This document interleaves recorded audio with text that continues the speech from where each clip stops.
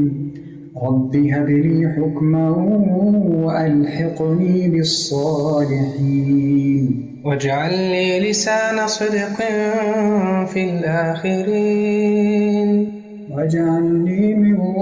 ورثة جنة النعيم واغفر لأبي إنه كان من الضالين